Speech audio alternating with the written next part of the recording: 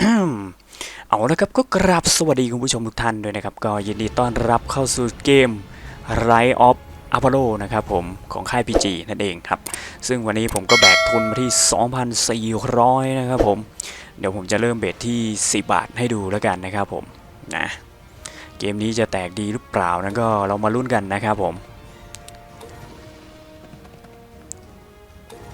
ไปครับเบส10 บาทค่อยๆกดไปเรื่อยๆครับผมนะโอ้โหเอยังเยอะครับตอนนี้ยังนิ่งอยู่นะครับผมเปลี่ยนเป็น10นะครับผม10ช่องแรกไหมโอ้โห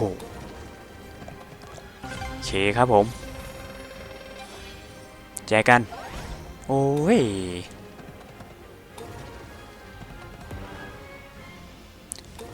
ไปไปอีกไปอีกไม่ได้ไม่เลิกครับโอ้โห3ตัวเกมนี้ต้องสะสม4ตัวนะครับผมสแกตเตอร์ถึงจะเข้าสู่ฟรีสปินนะครับ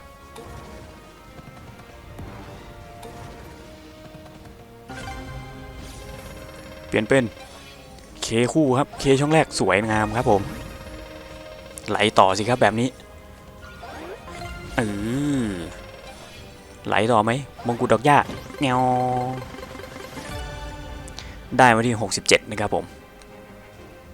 มาเดี๋ยวขอออโต้สปินแล้วกันเผื่อ AI มันจะกดดีกว่านะโอเคครับโอ้โห A ครับ A ไหลอยู่ A ไหลอยู่คูณ2ไปแล้วคูณ3ไหมโลโลโอ้ยเอายังได้อยู่เว้ยโลมาเถอะโล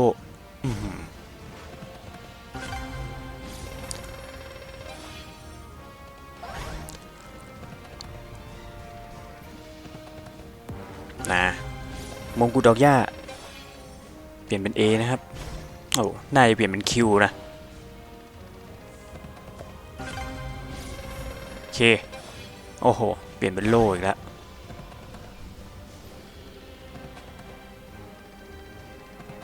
นี่เดี๋ยวลองเทอร์โบไปเลยเทอร์โบไปเลยไปครับเพื่อความรวดเร็วครับผมเทอร์โบจวดพินเอ้ยม้าไหลครับผมม้าไหล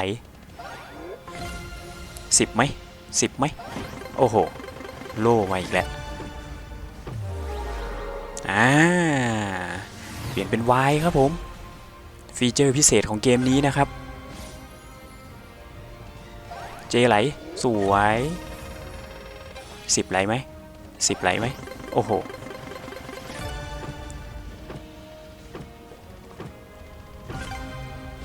เฮ้ยตัวเดียวมงกุฎมาช่องแรกมงกุฎช่องแรก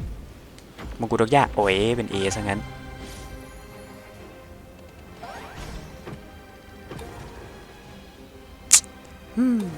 ไปกดเองซะเลยถ้าผมไม่ไหวเดี๋ยวผมก็จะซื้อของผมเหมือนเดิมครับ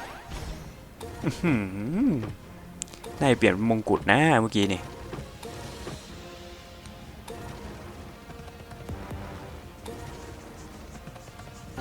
เคไปครับ A ว่ายังไง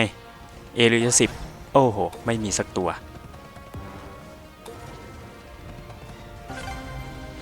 พินกับ J ครับผมเปลี่ยนมงกุฎแล้วยังไงมงกุฎมาไหมเปลี่ยนเป็น Y ครับผมเคไหลสิครับแบบนี้โอ้โหขอ J ช่องแรกJ มาครับไหลต่อไหมตอนนี้อยู่ที่คูณ5ไปต่อครับเปลี่ยนเป็น A ครับยังไงต่อโอ้โหมาขอลองซื้อเลยแล้วกันนะครับผมเพราะมันไหลอย่างเงี้ยมันไหลรัวๆอย่างนี้เราก็ซื้อไปสิครับรออะไรครับโอ้โหเรียบร้อยครับผม5ตัวแล้วมีอีกสักตัวไหม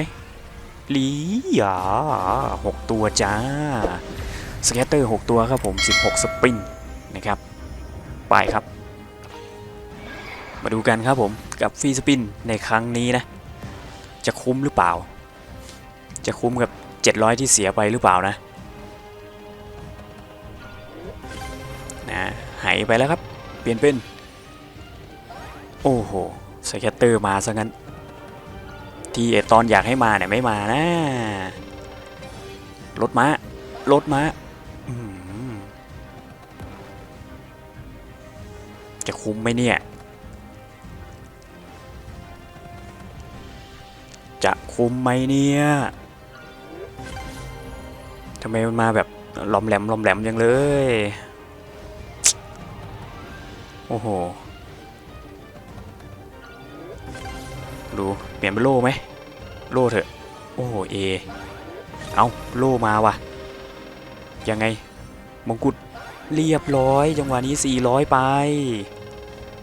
ไหลต่อไปสิเคช่องแรกเคไป960ครับผมช่องแรกไหมไปสิโอ้โหโอเคก็ได้อยู่ได้คืนมาอยู่นะจากเสียไป750นะครับตอนนี้ก็ได้กำไรคืนมาละเป็นYครับสวยงามครับผมไหลไป150ไหลไปอีกสิโอ้โหไม่มีคอมโบเลย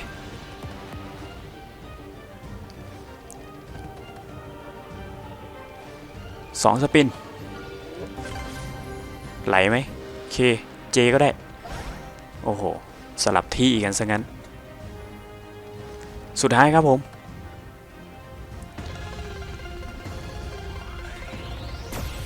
1,620ครับผมกับการซื้อฟรีสปินในครั้งนี้ซื้อ700ได้มา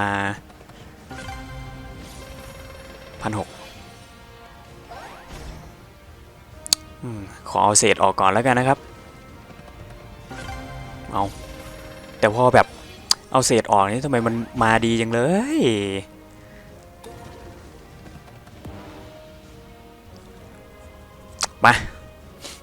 ไปเบ็ด10 บาทต่อเลยแล้วกันนะครับ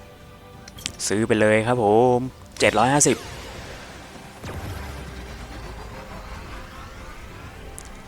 จะคุ้มไหมรอบนี้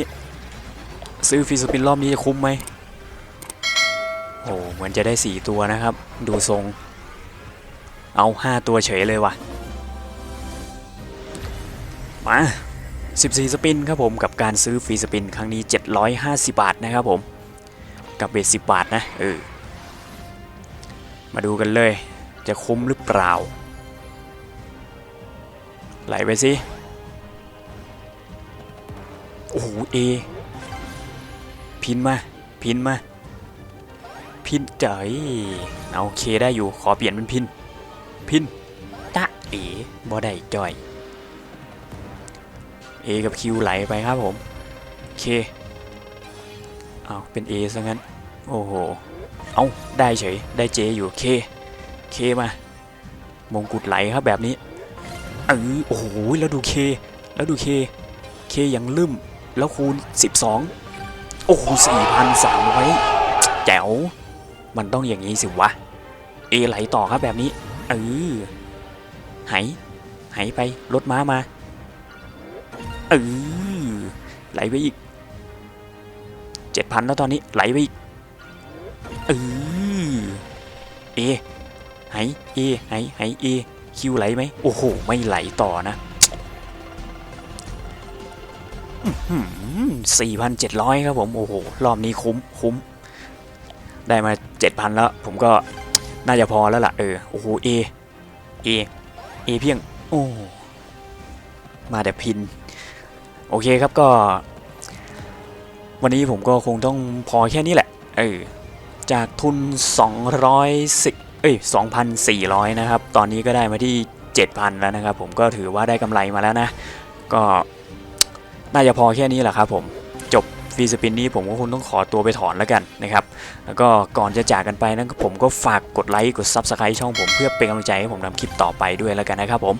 ก็ไว้เจอกันใหม่คลิปหน้าครับสำหรับวันนี้ผมคงต้องจบลงเพียงแค่นี้นะครับผมกับอีก4ฟรีสปินสุดท้ายนะครับผมมาก่อนไปก็มาลุ้นตรงนี้กันก่อนนะครับ เอไหลไปครับผมยังไงต่อไม่ไหลนะครับตอนนี้ได้มาที่ 5,000 แล้วนะครับผมเอไปครับ